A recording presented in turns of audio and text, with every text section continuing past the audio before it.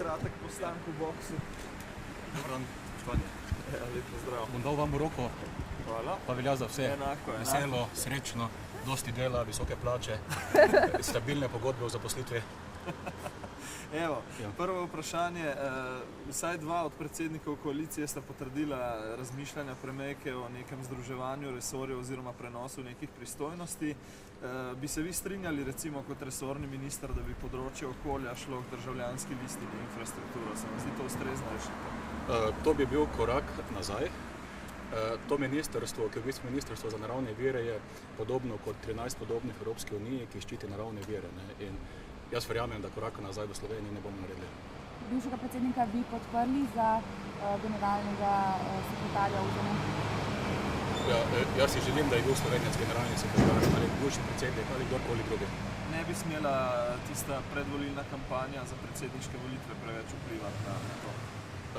Škoda je, ker včasih politiki v predvolilnih kampanjah so preostreni in potem morajo kakšno besedo tudi pojesti.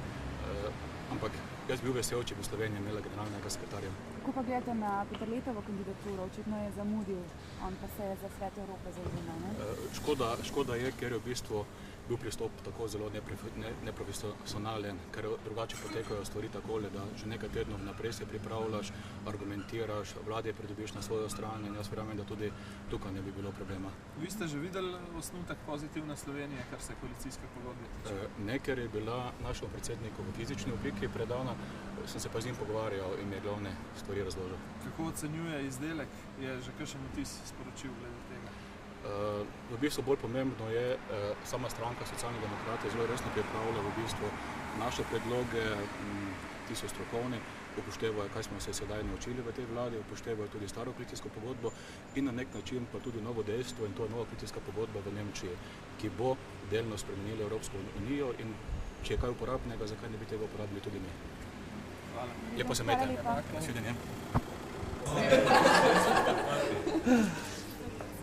Lep pozdrav. Nova koalicijska pogodba. Ste že videli ta osnutek? Videl sem prvi osnutek, ampak je dogovor, da ga ne komentiramo javno, preden ne začnemo usklajevati, tako da zaenkrat ne bi dajal komentarjev. Boste podprli gospoda Danila Türka kot generalnega sekretarja kot kandidata? Katerikoli Slovenec bi kandidiral za tako pomembno funkcijo, ga moramo vsi podpreti. Kaj pa Peterle, ki je očitno zamudil funkcijo kandidature pri Svetu Evrope? Mislim enako. Mislim, da je škoda, da ga nismo podprli, ker je odlično, če Slovenci zasedajo ali pa imajo možnost zasesti tako funkcijo.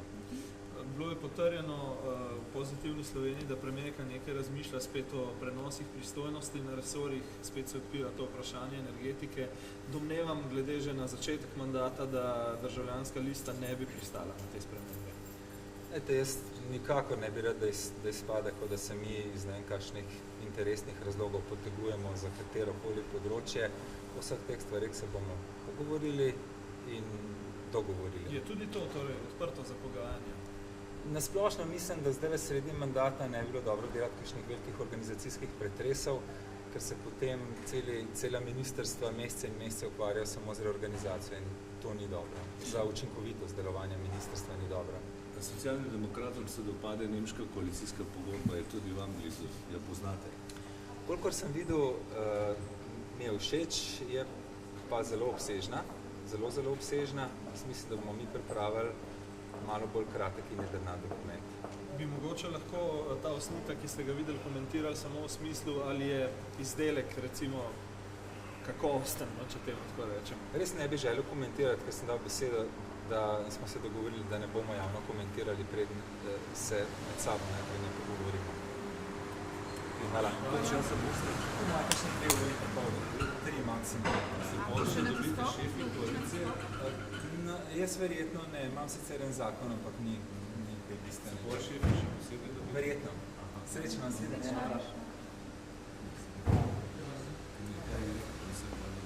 Prvi, šelce, sam dva sta nota. Sam dva? Ja, sam dva. Ni govoril. Bom pa še, ja. Torej, koalicijska pogodba, osnutke ste dobili, predsedniki? Ja, sem prejel osnutek koalicijske pogodbe. Moram reči, da ni čisto v skladu z našimi pričakovanji. Zlasti, kar se tiče pokojnin, je navedeno, da se vlada ne bi dotaknila tistih pokojnin, ki imajo podlago v plačanih prispevkih, to se pravi so rezultat minulega dela, mi pa smatramo, da je potrebno zagotoviti nobenega posega v vse pokojnine, tudi na ostale, ki nimajo podlage v plačanih prispevkih, ker ravno te pokojnine so najnižje. Gre za pokojnine invalidov, tistih, ki pač niso dosegli polne delovne dobe, tudi zaradi tega, ker je šlo naprimer podjetje v stečaj in v tej koalicijski pogodbi tudi ni ničesar glede regresa za upokojence, ki prejemajo najnižje pokojnine. Tako da pričakujem, da okoli tega se bo koalicija še mogla dogovoriti, kako bomo na te stvari gledali. Naslednja stvar tudi, ki me moti, je pa to, da nekako je predvideno, da bi tudi počasi prišli na internetno glasovanje, ko gre za parlamentarne volitve. Meni se to ne zdi v redu, zlasti zato, ker to lahko povzroča različne zlorabe. Ne nazadnje sem mnenja, da če že greš na volitve, da se moraš potruditi in priti do volišča in oddati svoj glas. Tako da računam, da se bomo pač o nekaterih stvarih morali še znotraj koalicije uskladiti. Zdaj boste govorili.